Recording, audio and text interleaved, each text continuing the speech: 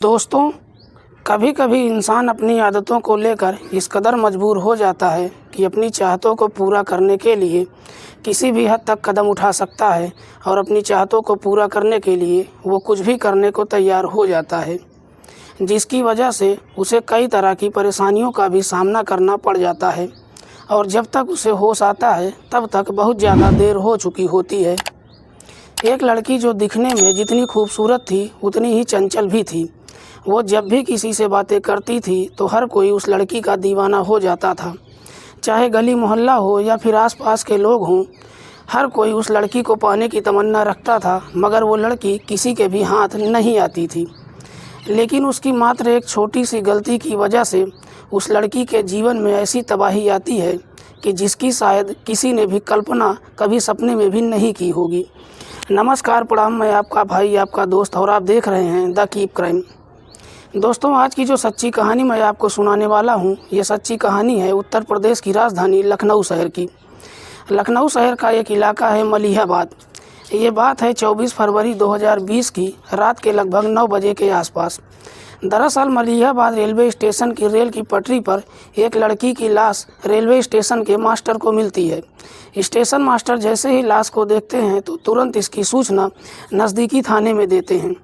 Police को जैसे ही लाश की सूचना मिलती है, पुलिस की टीम उसी वक्त घटनास्थल पर पहुंचती है और सबसे पहले लाश का मुआयना करती है। तो मालूम चलता है कि लाश के गले में किसी तेज़ धारदार हथियार से वार किया गया था। लड़की की उम्र लगभग 21 से 22 वर्ष के आसपास रही होगी। पुलिस जब लाश को चेक करती है तो पुलिस को लाश के पास से एक ऐसा सबूत मिलता है जिससे उस लाश की शिनाख्त हो जाती है। दरअसल उस लड़की का नाम था नूरी, जो लखनऊ के वजीरगंज इलाके की रहने वाली थी। नूरी के पिता का नाम है मोहम्मद असलम। पुलिस जब इस बात की जानकारी नूरी के पिता मोहम्मद असलम को देते हैं तो असलम अपने परिवार के साथ घटनास्थल पर पहुंचता है। लेकिन असलम जब अपनी बेटी को मरी हुई अवस्था में देखता है तो उसके चेहरे पर जरा सी भी सिकन नज़र नहीं आती। ना तो वो रोता है और ना ही कुछ बोलता है। पुलिस जब असलम से इस हत्याकांड के बारे में पूछताछ करती है तो असलम पुलिस को ठीक से जवाब भी नहीं देता है। असलम साफ साफ कहता है कि साहब, मुझे कुछ नहीं मालूम कि मेरी बेटी को किसने मारा है। असलम के हाव भाव को देखकर पुलिस को असलम के ऊपर थोड़ा थोड़ा शक होने लगता है। पुलिस सबसे पहले नूरी की लाश को अपने कब्जे में लेती है और उसे पोस्टमार्टम के लिए भेज देती है और फिर असलम की ही तहरीर पर अज्ञात अपराधियों के विरुद्ध नूरी की हत्या का मुकदमा दर्ज करती है और इस केस की छानबीन करना शुरू कर देती है। पुलिस इस केस की छानबीन करने के लिए सबसे पहले नूरी के फ़ोन नंबर की कॉल डिटेल निकालती है। कॉल डिटेल जब चेक करती है तो पुलिस को एक ऐसा नंबर मिलता है जिस पर नूरी की आखिरी बार बात हुई थी। पुलिस जब उस नंबर की कॉल डिटेल चेक करती है तो मालूम चलता है कि वो नंबर किसी शादाब अहमद के नाम पर रजिस्टर्ड है। शादाब जो उत्तर प्रदेश के हरदोई ज़िले के संडाली गाँव का रहने वाला था। पुलिस इस डिटेल के आधार पर शादाब के घर पहुंचती है और शादाब को अपनी हिरासत में लेती है और थाने लेकर आती है। शादाब से नूरी की हत्या के बारे में पूछताछ करती है। पहले तो शादाब इधर उधर की बात करता है, लेकिन जैसे ही पुलिस अपनी सख्ती दिखाना शुरू करती है तो शादाब थोड़ी सी सख्ती में ही अपनी सारी सच्चाई को कबूल कर लेता है। लेकिन शादाब जब इस हत्याकांड की पूरी कहानी बताता है तो उसी को सुनकर हर किसी के पास अब सिवाय अफसोस करने के कुछ भी नहीं रह जाता। नूरी, जिसके अब्बू का नाम है मोहम्मद असलम, अपने परिवार के साथ बहुत खुशहाल तरीके से ज़िंदगी जी रही होती है। नूरी जो बहुत मुश्किल से 12वीं तक की पढ़ाई करती है, लेकिन बाद में वो अपनी पढ़ाई को छोड़ देती है। नूरी अपने घर वालों का हर तरह से ख्याल भी रखती है, स्कूटी भी चलाती थी। घर में किसी भी चीज़ की ज़रूरत होती थी तो अक्सर मार्केट खुद जाती थी और ज़रूरत का सामान खुद खरीद कर लाती थी। लेकिन नूरी जब भी मार्केट जाती थी तो लोग उसकी खूबसूरती को देखते हैं तो हर कोई उसकी खूबसूरती को देखकर उसका दीवाना हो जाता था। नूरी जब लोगों से बातचीत भी करती थी तो उसकी बातें भी लोगों को बहुत ज़्यादा पसंद आती थी। हालांकि बहुत से लड़के नूरी के ऊपर अपने प्यार को आजमाने की कोशिश करते हैं, लेकिन नूरी किसी को भी भाव नहीं देती।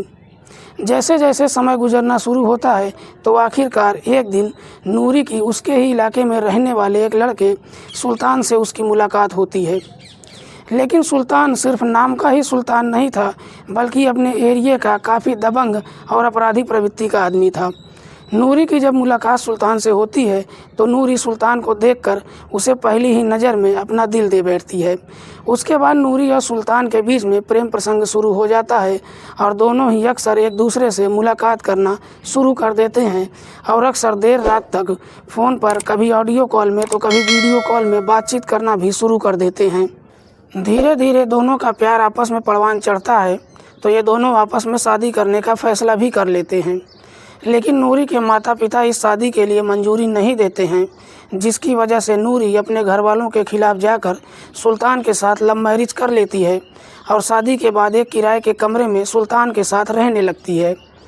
धीरे धीरे समय आगे गुजरता है। शुरू में तो सुल्तान नूरी से बेपनाह मोहब्बत करता है, लेकिन जैसे ही कुछ महीने का समय गुजरता है तो आखिरकार नूरी को सुल्तान की सारी सच्चाई का धीरे धीरे मालूम होने लगता है। दरअसल सुल्तान जो एक दबंग किस्म का व्यक्ति ही नहीं था, बल्कि उसके ऊपर कई सारे आपराधिक मुकदमे भी दर्ज थे। दरअसल सुल्तान का नूरी के अलावा भी बहुत सारी लड़कियों के साथ अवैध संबंध भी चल रहा था। सुल्तान जो कभी किसी एक लड़की का होकर ही नहीं रह सकता था। जैसे ही कुछ महीने का समय गुजरता है तो आखिरकार सुल्तान का नूरी से भी दिल भर जाता है। इधर नूरी को जब सुल्तान की सारी सच्चाई को मालूम चलता है तो नूरी अपने फ़ैसले पर काफ़ी अफसोस कर रही होती है, लेकिन तब तक बहुत ज़्यादा देर हो चुकी थी। अब नूरी चाह कर भी सुल्तान को छोड़कर अपने मायके नहीं जा सकती थी, क्योंकि नूरी ने जब सुल्तान से लव मैरिज किया था तो उसी दिन नूरी के घर वालों ने उससे सारा रिश्ता ही ख़त्म कर लिया था। अब नूरी सुल्तान के साथ जैसे तैसे समय गुजारने लगती है, लेकिन सुल्तान कभी अपने घर पर ही नहीं रहता था, क्योंकि सुल्तान पर बहुत से मुकदमे दर्ज हैं। इसलिए पुलिस सुल्तान को हर जगह तलाश करती रहती है। इसलिए सुल्तान इधर उधर छिप कर रहता है, जिसकी वजह से नूरी भी हरदम अपने घर में अकेली रहने को मजबूर हो जाती है। सुल्तान की एक छोटी बहन है जिसका नाम है गुलबानो, जो पहले से ही शादीशुदा है, जिसके पति का नाम है सादाब अहमद, जो हरदोई के संडीला गांव का रहने वाला है। इधर नूरी जब घर में अकेली रहने लगती है तो सादाब अक्सर नूरी के घर जाता है। उसे किसी भी चीज़ की ज़रूरत होती है तो सादाब मार्केट से ख़रीद कर उसे दे देता है। सुल्तान के घर में न होने से सुल्तान का बहनोई सादाब नूरी का हर तरीके से ख्याल रखता है, लेकिन जब सादाब बार बार नूरी के घर जाने लगता है तो सादाब की पत्नी गुलबानो को शक होने लगता है कि दरअसल गुलबानो भी नूरी की खूबसूरती को देखकर उससे बहुत ज़्यादा जलने लगती है। गुलबानो को शक होने लगता है कि शायद सादाब और नूरी के बीच में प्रेम प्रसंग शुरू हो गया है। गुलबानो इस बारे में अपने पति सादाब से तो कुछ नहीं कहती है, लेकिन ये सारी बातें अपने भाई सुल्तान से बताती है।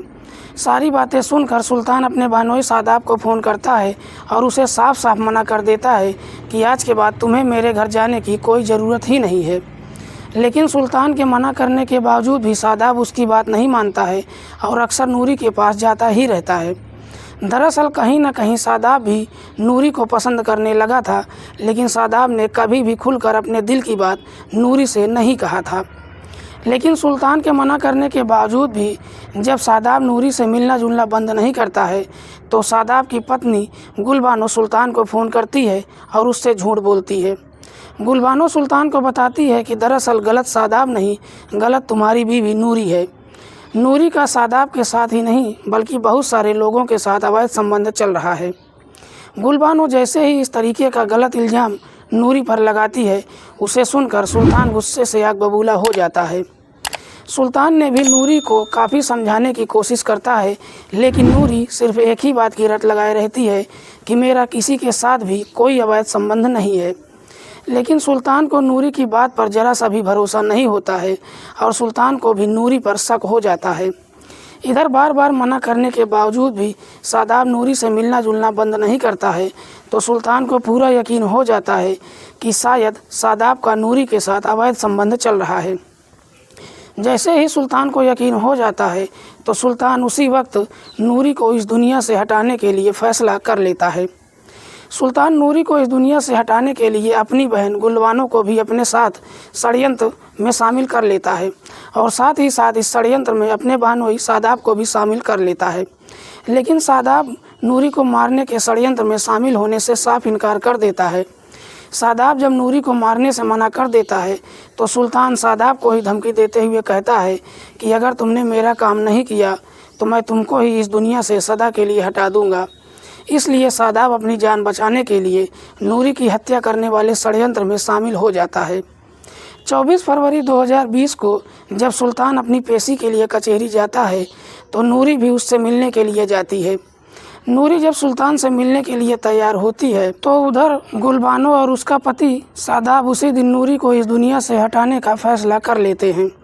दरअसल गुलबानो ही नूरी को लेकर कचहरी जाती है। इधर शादाब जब कचहरी के लिए निकलता है तो अपने साथ में अपने एक दोस्त जुनैद को भी अपने साथ ले लेता है। जुनैद जो कि चिकवन टोला लखनऊ का रहने वाला है। ये चारों जब कचहरी पहुंचते हैं तो वहाँ नूरी की मुलाकात सुल्तान से होती है। कचहरी का जब काम खत्म हो जाता है तो करीब 4 बजे के आसपास सभी कचहरी से बाहर निकलते हैं। चारों जब कचहरी से घर के लिए निकलते हैं तो गुलबानो नूरी को लेकर सबके साथ में इधर उधर घूमकर टाइम पास करने लग जाती है। जैसे ही लगभग रात के 8 बज जाते हैं तो ये तीनों मिलकर नूरी को लेकर मलिहाबाद के फरीदीपुर गांव में पहुंच जाते हैं और उसी गांव में मौका पाकर नूरी के गले में एक तेज़ धारदार हथियार से वार करने लगते हैं, जिसकी वजह से नूरी की घटनास्थल पर ही मौत हो जाती है। उसके बाद ये सभी अपने आप को बचाने के लिए नूरी की हत्या को आत्महत्या का रूप देने के लिए नूरी की लाश को मलिहाबाद की रेलवे लाइन पर लाकर रख देते हैं, ताकि रात के वक्त जब कोई ट्रेन आएगी तो लाश ट्रेन के ऊपर से चली जाएगी तो सबको यही लगेगा कि शायद नूरी ने ट्रेन के आगे कूदकर आत्महत्या कर ली है। नूरी की लाश को रेलवे लाइन पर रखकर उसका फ़ोन ले लेते हैं और उसका फ़ोन स्विच ऑफ कर देते हैं और वहाँ से सभी अपने अपने घर चले जाते हैं। लेकिन सबके जाने के बाद लगभग 1 घंटे के बाद स्टेशन मास्टर को नूरी की लाश रेलवे लाइन पर मिलती है और फिर इस केस का खुलासा हो जाता है। शादाब जब इस हत्याकांड की पूरी कहानी बताता है तो पुलिस नूरी के पिता मोहम्मद असलम की तहरीर पर शादाब की पत्नी गुलबानो और सुल्तान के दोस्त जुनैद को भी गिरफ्तार कर लेती है। फिलहाल पुलिस ने सभी आरोपियों को गंभीर धाराओं में मुकदमा दर्ज करके जेल भेज दिया है। दोस्तों, इस कहानी के बारे में आप क्या सोचते हैं, हमें कमेंट करके अपनी राय ज़रूर बताइएगा। और दोस्तों, अगर आप कमेंट करेंगे तो उसमें अपना नाम और पता भी बताइएगा, ताकि आपका नाम लेने में हमको आसानी लगेगी और अच्छा भी लगेगा। दोस्तों, आज की कहानी सुनाने का उद्देश्य किसी को परेशान करना नहीं है, किसी की भावनाओं को आहत करना नहीं है। हमारा उद्देश्य समाज में हो रहे अपराध के प्रति आपको जागरूक करना है। मिलते हैं किसी और सच्ची कहानी के साथ, तब तक के लिए नमस्कार, जय हिंद।